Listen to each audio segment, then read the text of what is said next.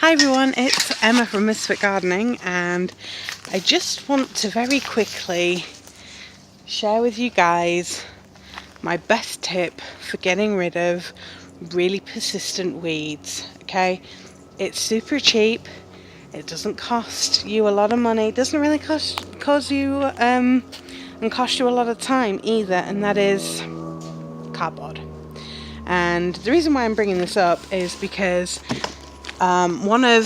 try and sit down on this bed without crushing the onions. One of the local Facebook groups that I belong to here in Utah, somebody was trying to figure out how to get rid of some weeds, and they were trying to grow organic, and very quickly people were immediately jumping to just get out the chemicals. And I'm not going to name the brands that they were recommending, but I guess I'm doing this video to try and show people that there is another way, and it's not busting out the chemicals. And I use cardboard like for all my gardens now, and even the ones that I didn't, like the raised beds that I didn't use cardboard at the bottom to block the weeds, and I ended up with bindweed coming up and some other weeds and stuff.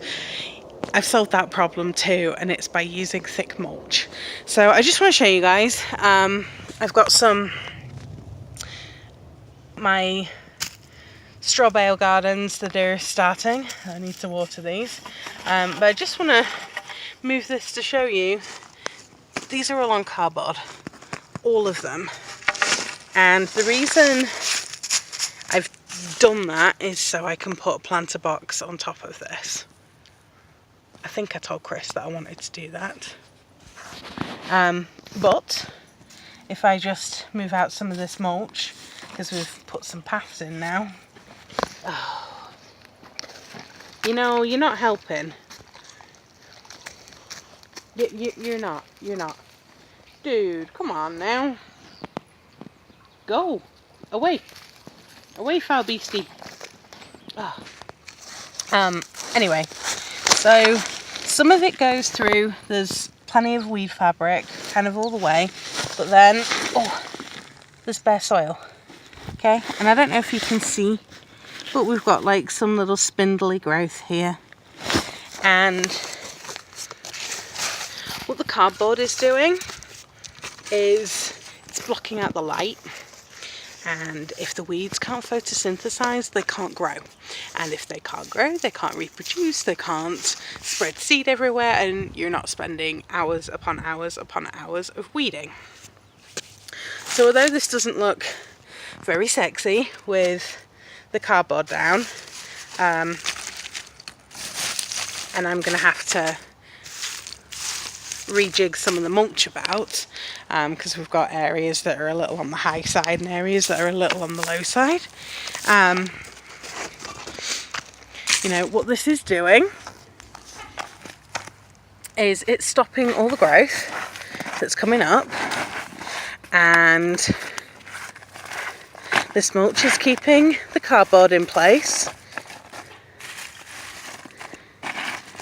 You know, and if you get a good layer on it, no one's going to know that you've got cardboard there, right? And, oops, helps if you don't see my hand. If you've got kind of little areas that have got weeds and stuff, you can use a little bit of cardboard. You could even repurpose a wire coat hanger to hold this in place, and then put something on top. Doesn't have to be wood chip like what I've got for my paths. You know, you could use compost. Doesn't really matter if you're worried about, you know, oh, it's going to look horrible for the neighbours. You know, just cover it with cardboard, put a bit of compost down. If you're wanting a lawn, you know, you could put some grass seed there to cover it up after the cardboard's gone and after the compost has worked its way in.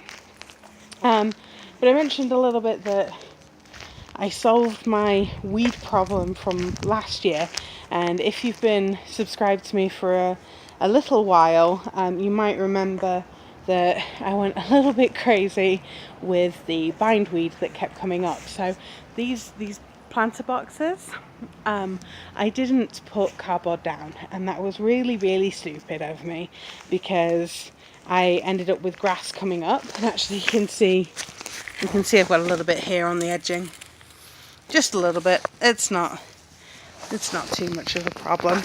But the way that I solved that was by putting down really thick mulch. Okay, so just like this bed here, I've got a thick layer of mulch, and this is just, you know, chicken coop bedding. I put it down in fall. It's been there over winter. This one's looking, you know, a lot nicer. This is starting to break down now, and it's actually feeding the soil. So a really thick layer of mulch, it's at least probably 4-5 inches deep. Solve the problem. And in fact, that's what I'm doing all along here too. So this is where all the berries and things are going in for the permaculture chicken coop design. So the berries are going to grow through, the chickens are going to be able to kind of get to them. We can still harvest on this side and get a harvest. They get a bonus harvest on the other. What are you up to, Sparky? What are you up to? You know, I put cardboard down or really heavy mulch, and you can see that just behind me here, and that'll help kill off the weeds a bit, making it easier to dig up some of the turf, make it easier for me to plant. It's great. It's really great. So I implore you, please don't bust out the chemicals until you've at least tried the cardboard. And you don't even need like really thick cardboard. If you've got super persistent weeds, then I would definitely recommend, you know, a double layer. Just fold it over, super thick, and that works great.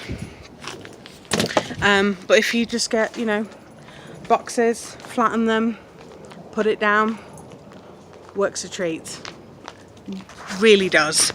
So like I said, it's going to block out the light, it's going to block those weeds from growing, they're going to give up, and if you're mulching on top as well, you're feeding the soil. So it's a win-win for everything. So until next time, I'm Emma from Misfit Gardening, and I hope to see you guys over at my blog, or drop me a message below and let me know what's your favourite way to deal with persistent weeds. Until next time, bye.